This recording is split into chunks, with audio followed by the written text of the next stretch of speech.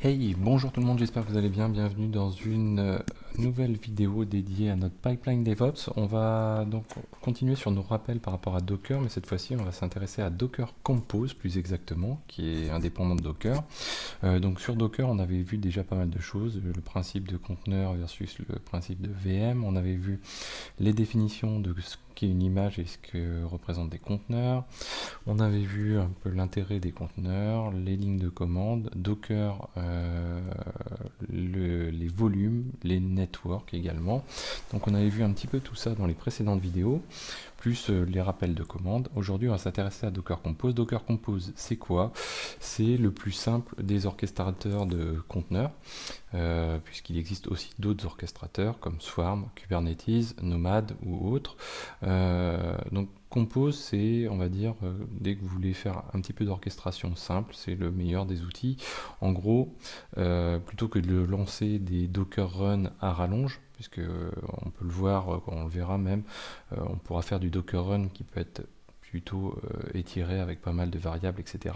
Bah, l'idéal, c'est d'avoir plutôt un fichier descriptif plutôt que d'avoir une ligne de commande très longue.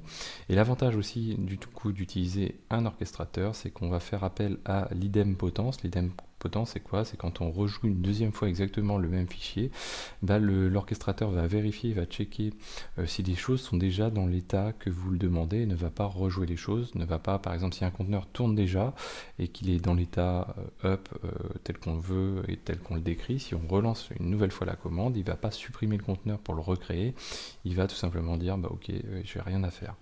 L'avantage aussi de Docker Compose, c'est qu'on peut faire du scaling, ça facilite l'utilisation du scaling, notamment si on l'utilise sur Swarm.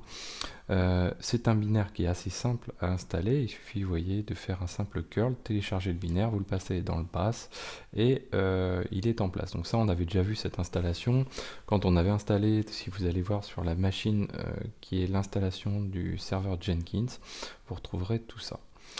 Docker Compose aussi, ce qui est important de savoir, c'est qu'il y a une correspondance entre trois éléments. D'un côté, on a la version de Docker Engine, de Docker plus exactement. Maintenant, on a dépassé la 19. Et de l'autre côté, on a la version de Docker Compose. Et au milieu se trouve la version du fichier, donc YAML, qui décrit le Docker Compose. Vous voyez qu'il y a une équivalence. Savoir qu'à l'heure actuelle, on est en 3.7, si je ne me trompe pas. Et donc voilà. Donc le principe de ce fichier descriptif Docker Compose, il est très simple, on le retrouve en ligne très facilement. Si vous allez sur ce lien, vous allez retrouver des exemples et des exemples aussi de clauses. Alors son principe c'est très simple, tout d'abord on lui indique la version et ensuite on peut avoir grosso modo on a trois blocs essentiels. Donc d'un côté les services, de l'autre les volumes et les networks. Les volumes et networks, on verra ça dans une prochaine vidéo. Aujourd'hui, on va juste faire un service simplement, de manière à avoir une vidéo assez courte pour les gens qui ne connaissent pas. Donc ces services, on peut en mettre plusieurs. L'avantage, c'est qu'ils peuvent être dans le même fichier, et du coup, ça va faciliter la gestion de ceci. Et puis, si on crée un network au sein de ce fichier, on va pouvoir faire affecter des services au sein du même network, au sein du même fichier. Ça donne un peu plus de clarté, de lisibilité et de facilité.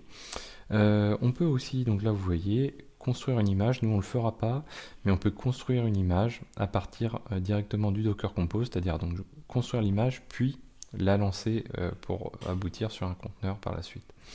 Alors les clauses de Docker Compose qui sont utilisables, les paramètres, donc il y a le nom de l'image qu'on va utiliser, le nom du conteneur, le depends on, c'est-à-dire que si on a plusieurs services, comme je vous disais ici, on a service avec un S, donc si là on a web app, mais on pourrait avoir base de données, on peut très bien dire notre applicatif elle a besoin d'attendre que notre base de données soit lancée, du coup on va rajouter la clause depends on sur l'applicatif en lui disant voilà ça dépend du service base de données. On a les volumes, les networks, les ports aussi d'ailleurs que j'ai pas mentionné. Les variables d'environnement, le health check, la clause de restart et commande également, donc pour surcharger l'entry point qui est par défaut dans les images. Le health check, lui, il sert, c'est la commande qui va être jouée par Docker pour checker en permanence l'état du conteneur et dire s'il est up ou pas. Donc ça fait appel ensuite à des sous-éléments, ce health check, c'est-à-dire des nombres de retry, au bout de combien de temps on considère qu'on peut tester un conteneur également, quelle est la commande de test, etc. etc. Et l'avantage, c'est quand ce health check plante, on peut donc utiliser la commande restart et dire voilà, on restart suivant certaines règles le conteneur automatiquement. Donc vous voyez que Kubernetes a des notions plus avancées dans ce domaine-là, mais ça existe déjà au niveau de Docker Compose. Alors nous, on va se faire un exemple très simple pour aujourd'hui. On va créer un fichier, donc hop, vim docker-compose.yml. Alors à savoir que sur le nom de fichier, par défaut, Docker Compose, il va chercher ce nom de fichier là exactement à l'endroit où il est, donc c'est-à-dire si on lance la commande à cet endroit-ci, il va aller chercher le fichier. Sinon, on peut surcharger la localisation en mettant -f et en allant chercher l'endroit exactement. Donc là, on va faire version, version, et on a dit 3.7.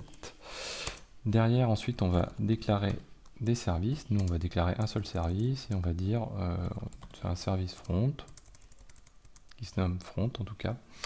Et on va créer sur ce front un container name, donc un conteneur avec son nom, qui va s'appeler mon Nginx par exemple, mais il pourrait très bien s'appeler front également.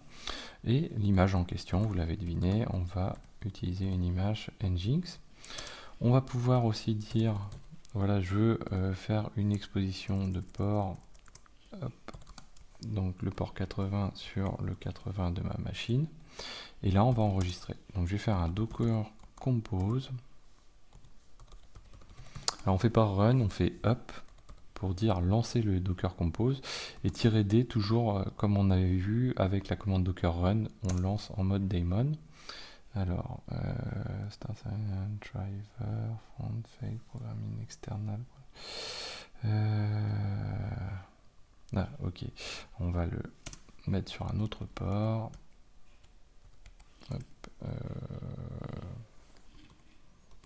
voilà. Là, donc mon port était déjà utilisé tout simplement. Alors je n'ai pas fait de PS avant, voilà. Donc maintenant que j'ai fait un PS, vous voyez que tout simplement j'ai bien mon Nginx qui a été lancé. Donc si je me rends dans ici, toc 127.0.0.0.1 sur le 8888, j'ai quoi? J'ai mon Nginx qui répond tout simplement. Alors là j'ai fait une exposition de port qui n'était pas forcément nécessaire puisque l'exposition de port, on l'a déjà vu, ça permet tout simplement d'afficher sur le host le conteneur en question. On aurait pu rester sur le 80 tout simplement. Si on veut stopper un conteneur, on peut faire un docker-compose. Donc là, on va déjà avoir les éléments donc, de Docker Compose, l'aide, tout simplement. Et là, on peut faire Docker Compose, alors que je dise pas de bêtises, stop. Et là, il va stopper tous les conteneurs en question. Donc là, mon Nginx. J'aurais pu préciser spécifiquement un conteneur en question. Si je fais start mon Nginx, hop là, Nginx, voilà. C'est le service qu'on redémarre. Donc là, c'est front, pardon. Donc oui, c'est là où il faut être très précis sur les noms. Si je fais un docker, donc là j'ai redémarré. Si je fais un docker compose ls, ps, pardon, ps. Donc là, il va me lister les conteneurs qui tournent et les noms en question, qui sont rattachés au docker compose. Et si je veux tout simplement supprimer mon conteneur et l'arrêter, donc je fais un docker compose down. Et là, je vais l'avoir tout simplement arrêté sans problème. Je peux le redémarrer docker compose up -d sans problème aussi également.